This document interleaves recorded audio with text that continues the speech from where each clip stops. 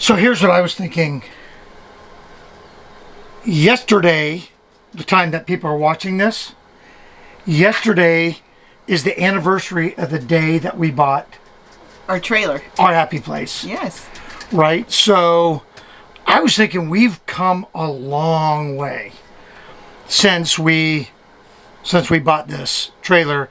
And if you don't know the story, you could go back and look at a bunch of other videos, but the Reader's Digest version is, this is the very first RV that we've ever owned. We went from a tent to a trailer to this, and we won't go back. But with that comes a whole lot of lessons learned. So I thought, let's share some of the things that we've learned over the last 4 years? No, 5. 5? Yeah, 2000. Are we in our 5th year, or have we completed our 5th year? We've completed our 5th year. It's 2021. Wow. Okay. 16, 17, 18, 19, 20. Okay, so 5 years in this. So I guess that's a good mark, right? Yeah. So we've been in the trailer for a half of a decade. Yay. And so these are some of the things that we've learned along the way.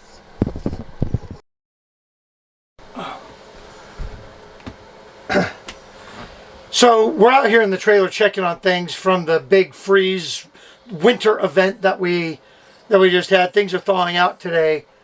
And so I think one of the things that the thing that I've learned, and I think it's one of the most important things that I've learned, is that you don't need all the stuff. You know, everybody tells you to buy everything. Oh, and by the way, if you're going to buy everything, use our affiliate link. But really, we've learned what we need, what we don't need, and there's a lot of stuff you don't really need. Like what, Jerry? Well, we just gave away our Levelmate Pro with the Anderson levelers. And like I said, they're really great products. But because we've come up with such a great routine, we didn't really need it. And so we spent about $240 on something that we literally used twice. Yeah, maybe twice, maybe 3 times. I'll give it 3. Yeah. Right? And I'm really hoping that they get used by the folks that won. But you know, there's just a lot of stuff out there that you could fill your trailer with, or your fifth wheel, or whatever it is that you have. So just really evaluate, do you really need it? And I guess the second part of that is everything in our trailer has multi-uses. You know, you don't need 15 bowls. You only need a couple bowls for mixing and cooking and stuff like that. And when it comes to eating bowls, yeah, we've got some really nice camp casual bowls, but we end up using paper bowls most of the time. Right, except for when it's just you and me. You and me, we usually use. So just, you know, look at how much stuff you have. And the last thing on stuff equals weight. And we'll talk about that soon. So I guess the next thing that we really learned was planning. Yes. Right? We need to plan. And how critical it is. I mean, we like the idea of being spontaneous, but I'm not really spontaneous. I'm spontaneous to the extent that it has to be planned spontaneous stuff.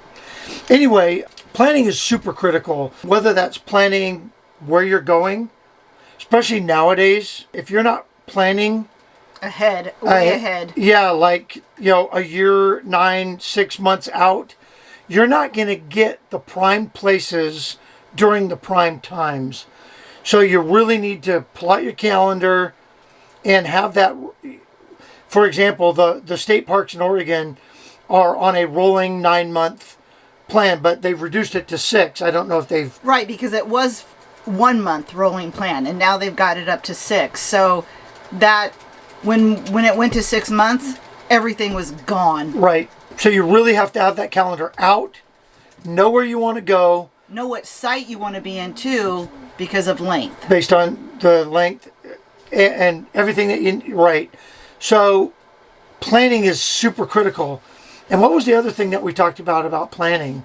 Well, you need to plan on if you know where you're going to stop for gas or potty breaks. Yeah, planning a route. Yeah, we use an app called Trip Wizard, RV Trip Wizard, and it's great because you can plan for fuel stops, rest stops. It incorporates campgrounds all over the place. You can modify it to add campgrounds like Harvest Host aren't quite into RV Trip Wizard yet. What about lists? We kind of create our plan. We create lists, and lists are like super important to us. We have departure checklist. We have arrival checklist. Food checklist. We make grocery lists. And the nice thing is, Teresa and I are both using iPhones. And so we can share those lists. So we share the grocery list. We share our... Right. And one thing I like about it is if I forgot that I needed to add something, I add it to the list. It goes directly to his... Right. It automatically updates. Phone. And then I can update. And so she sees it. So, yeah, it's really nice to have those lists. And that way we don't forget things, too, because we're not getting younger, and we just, we have a tendency to set something down. So, we stage things, we create lists. The other thing that lists do for us, especially for us, is our departure checklist.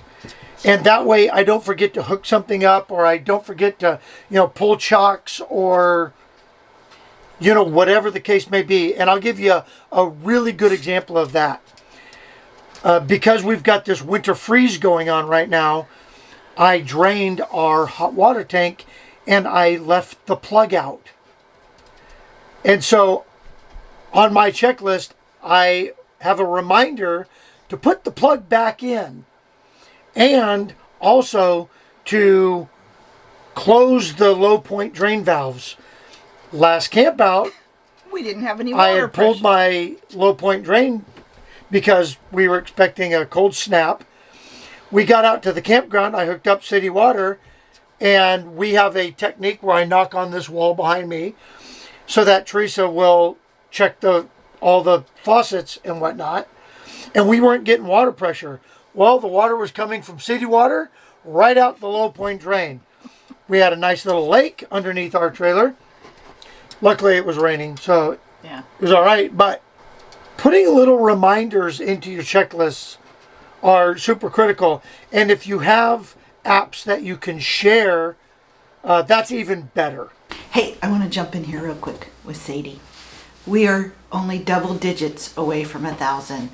And if you are a subscriber, thank you so much. Share this with a friend. If you are new, hit that subscribe button and ring that bell. You can ring my bell, ring my bell, ring a We'd appreciate it. And we appreciate you guys that have already been watching us. All right, so what we recommend is that you look at a ton of floor plans. Go in, look at them, see how you feel in them. Some people like the kitchen in the back. Some people like the kitchen in the front, or vice versa. It just depends. Definitely a lesson that we learned. Like we said, this is our very first trailer. And we didn't just buy the first thing that we saw. Oh, yeah. We walked through 100 trailers before we decided on this one. Now, the big thing is, since we've had this one, every time we walk into a trailer, we walk in with a new lens, right? So now there's things that I look for that I didn't necessarily pay attention to when we bought our current trailer, and it all worked out. Right. I mean, we didn't even think about it, but it all worked out. But for our next trailer, there's things like, when the slide out is in, do you have access to everything? Can you get to the refrigerator? Can you get to the table? Can you get to the bathroom? Right. Which is a big one when you're out on the road and you hit that rest stop or whatever. We like using the facilities we're taking. But so look at look at as many options, as many floor plans as you can, because it's really going to make a difference when you're in it. And we're most timers. We're not full time, so we're not in it every single day. Right. But I can imagine if we were in our trailer every single day, there would start to be things that there would start to be things. There would It's not things that English. would be started. There are things that we would really start to Reconsider. Now, here's the other part of study floor plans. And we didn't really pick up on this until about 2 years in. Floor plans can change. So if you're not happy with the dinette, and the dinette is the only thing that you don't like about a rig, Take it out. take it out. Yeah, If you don't like the scissor bed, couch thing, take it out. Put recliners in there. So when you're at the dealer or you're at the RV show, understand that there's options beyond what they're showing you, and if there's one little thing that's bothering you, unless it's structural, it can be changed. So study floor plans. That is something that as we approach getting into the market, we're definitely studying floor plans. Let's do that. That cut me off? That cuts me off a little bit. Know your rig. You got to know your rig.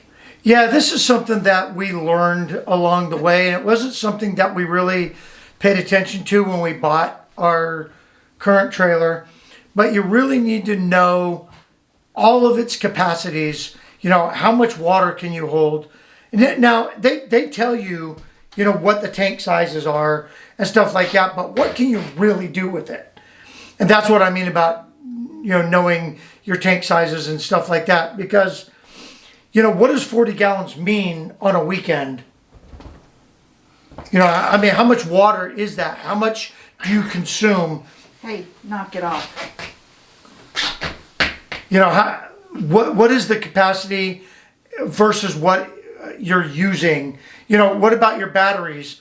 Can you get by on a weekend with just? We have one battery on our travel trailer. We don't have solar. We don't have a generator either. And so what is our weekend capacity? If you're a full timer, what does that look like for you? So you need to know how big your tanks are. How long does that last? How can you go before you have to dump, pull that, that black lever? So know all the capacities. And the other part of that is, so what does that mean when it comes to the weight of your rig? And once you put all of your clothes in and your food in and a couple gallons of water, if you're filling up your fresh tank, if we fill up our fresh tank, that's 360 pounds, on the tongue, because it's essentially our tank is right there in the nose of the trailer. So is that something that we can carry, on the axles? Know your axle ratings. I would highly encourage you to take your trailer out and put it on cat scales, or any scale for that matter, and measure your tongue weight and the weight on your axles. Because if you overload your trailer and you have a problem, you just voided your warranty. Right, exactly. And you don't want to do that because it gets expensive. Right. So we had to replace axles after a very long trip. And it wasn't because we were overloaded. It was because of road conditions and long story. But luckily, things worked out good for us. But you definitely need to know where you are on the limit. Yeah, you could buy this beautiful fifth wheel, but if the gross vehicle weight is X and you only have 500 pounds to put stuff in, that's not a lot. 500 pounds adds up real quick. 1,000 pounds adds up real quick. So just be aware, know your rig and all of its capacities and weights and balances and stuff like that. Yeah. Hey, so this is kind of a guy thing, but don't throw away the owner operating manuals. You know, save your, there's the light. Save all your manuals, the manual for your refrigerator, Radio. the radio. Oh, wants to chime in. Well, it's very important, especially if the guys are out fishing or whatever, and something happens. You know where the manuals are. You can find the fuse box. You can find. Yeah, know where your fuse box is. Yeah, that's a good one. And know the GFI plug. You know, typically there's going to be one GFI plug in your rig. Ours is in the bathroom. Right. And when things go wrong, that's typically the first place we go reset, look. Go reset. And then after that, you know, check fuses. But don't throw away the manuals. No. We keep all of ours. And anytime we do an upgrade, we throw those books and things in with it because they might help you. Yeah, we just keep it in the little folder. Yeah. I keep wanting to put them in a binder. It's in the original. I'm probably never going to do it though. The little folder thing that the The dealer gives you that yeah. pouch or whatever, keystone. But keep them. I mean, they are, you know, because even if you can find it on your phone, sometimes you may not have cell coverage to get on your phone. So just keep them. Yeah. And again, these are all things that Teresa and I have learned. Your mileage may vary. You know, and I'm sure that if we really sat down and made a list, in fact, I think we should do one on our epic fails because that's really how you learn sometimes. Exactly. You learn the hard way. But again, your mileage may vary on all of this stuff, but it's just things that we have discovered over the last 5 years that we think are going to be helpful for somebody that's new at this or somebody that may not have experienced some of this stuff. Okay, cool. Let's move on to the next thing. Next thing. So the next thing is to know what you can tow. So let's get inside the truck. So knowing what you can tow is super important. And so you want to make sure that you're not exceeding any of your weight limits on your tow vehicle. And yeah, check your operator's manual, check in the door. There's lots of ways that you can figure out what you can put on the hitch. If you're towing a fifth wheel, if you're driving a Class A, it's the same thing. And again, you know, lessons learned. The very first truck that we had was right at the limit of what we could tow. And we felt it every time we went up a little hill or when we got out and, you know, braking. We were right at the very limit. And so we ended up upgrading. English is kicking my butt today. We ended up upgrading to a better truck before we went on our very first long trip because we knew that it was going to be a challenge with the truck that we had. Now, the dealer, you know, they were great. They told us they would not sell us a trailer that we couldn't tow.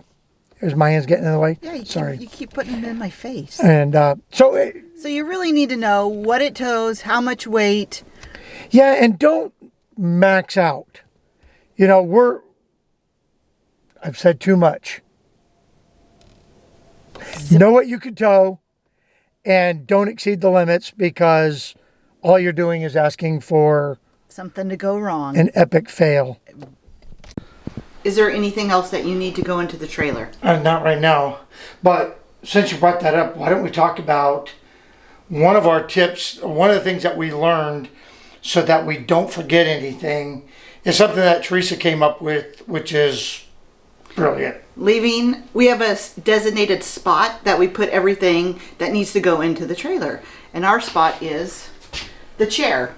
This chair back here. And so the other night we had a little bit of a celebration and we needed some extra cups that were out in the trailer. And so they need to go back out in the trailer.